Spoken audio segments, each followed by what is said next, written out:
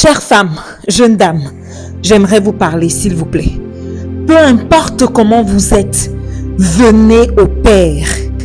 Je dis peu importe, je ne sais pas quel français vous entendez, mais je dis peu importe comment vous êtes, venez toujours au Père.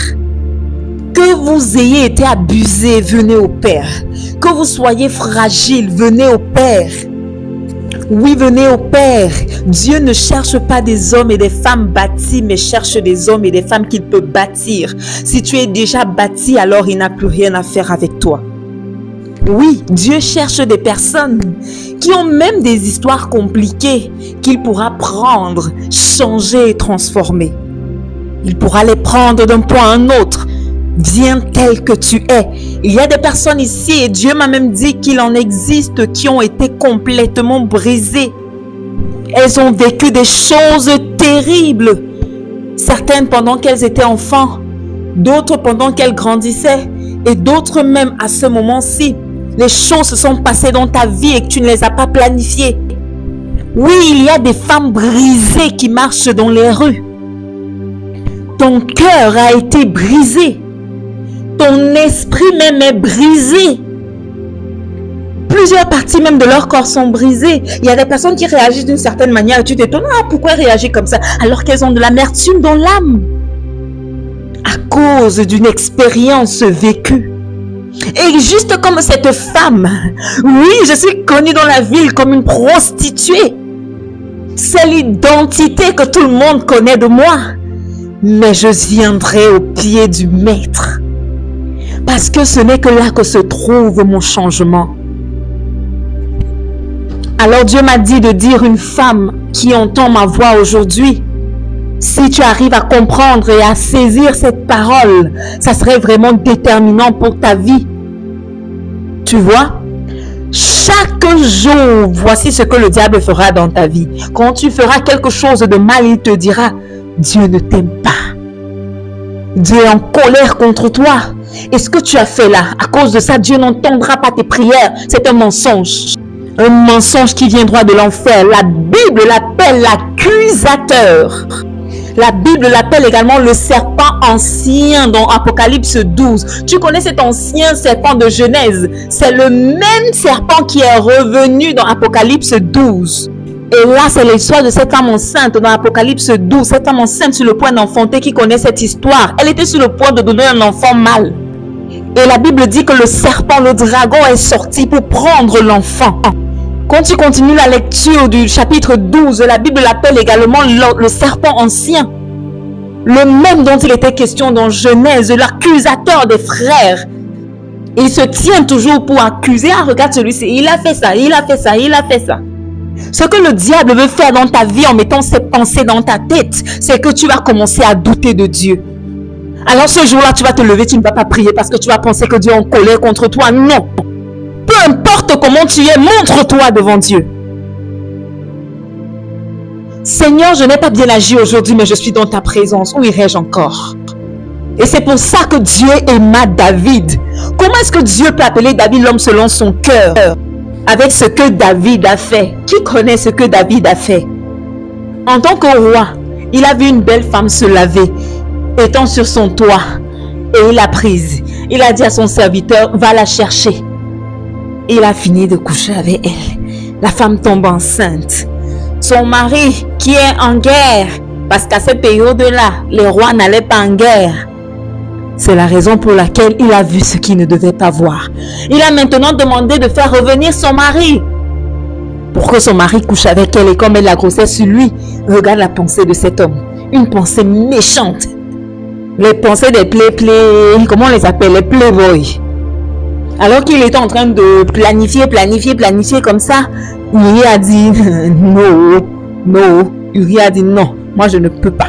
Comment est-ce que, avec l'arche de l'Éternel, les gens sont en train de combattre et moi, je vais être ici, en train d'aller coucher avec ma femme? Non, je ne peux pas faire ça.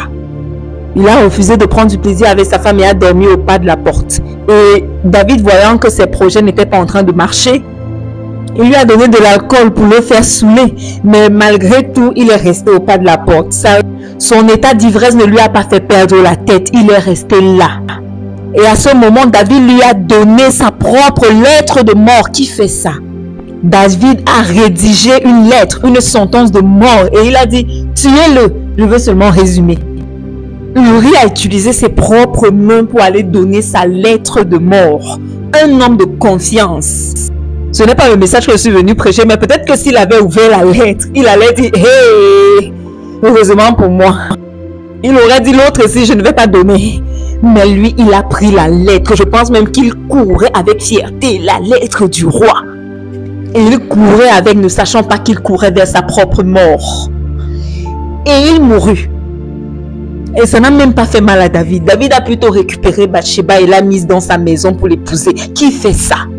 Mais Dieu dit, c'est l'homme selon mon cœur. Mais va lire David dans les psaumes.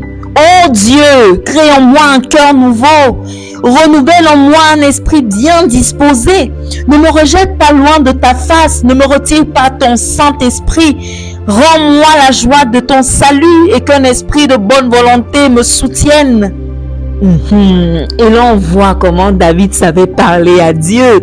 Il savait exactement ce qu'il fallait dire. Mais en réalité, qu'est-ce que j'essaye de dire? Peu importe là où tu es allé, peu importe ce que tu as fait, trouve toujours ton chemin devant l'autel de Dieu.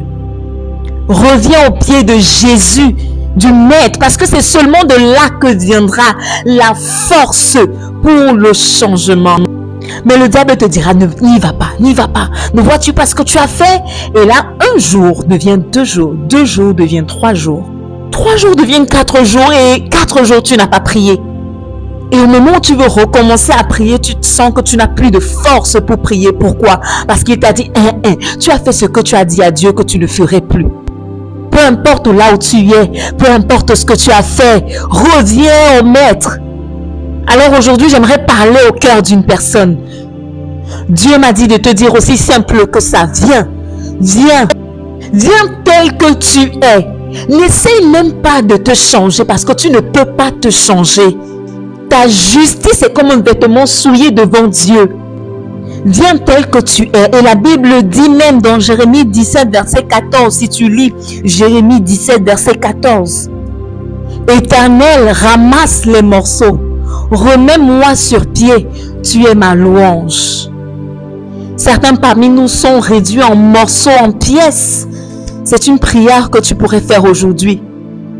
Père, ramasse les morceaux, ramasse ces morceaux-là et remets-moi sur pied.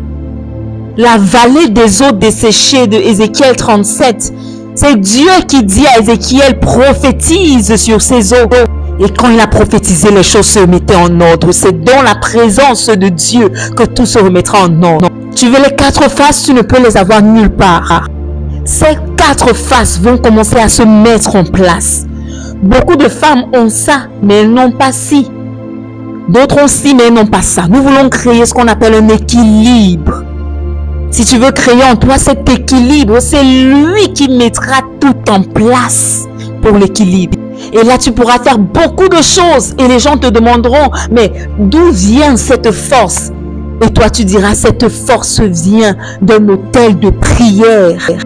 Et c'est cette force qui me conduit dans tout ce que je fais. Il y a une puissance dans le lieu de prière que tu ne pourrais même pas imaginer. Au moment où tu finis de prier, tu sors et tu commences à agir comme un super-héros. Tu ressens une véritable force en toi et tu ne perds pas du temps faisant des choses qui perdent du temps. Et nous ne nous fatiguons pas facilement parce qu'il y a une chose qui se produit tellement chez nous les femmes, nous nous fatiguons très rapidement. Si tu es comme moi en ce temps-là, tu commences à être à fleur de peau quand tu es fatigué, tu commences à être irritable. Qui sait de quoi je parle? Tu commences à être irritable. Vous ne savez pas de quoi je parle? Tu commences juste à être irritable. Tout irrite, tout t'énerve en fait. Parce que tu fais beaucoup de choses, mais tu n'es pas vraiment au top de ta forme. Tu veux être au top? C'est dans ton autel de prière. Les forces sont renouvelées dans cet autel de prière lorsque tu te présentes.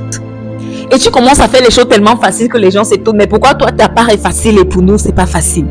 Est-ce que tu peux mettre ta main sur ta poitrine et dire, Seigneur, aujourd'hui, je viens encore.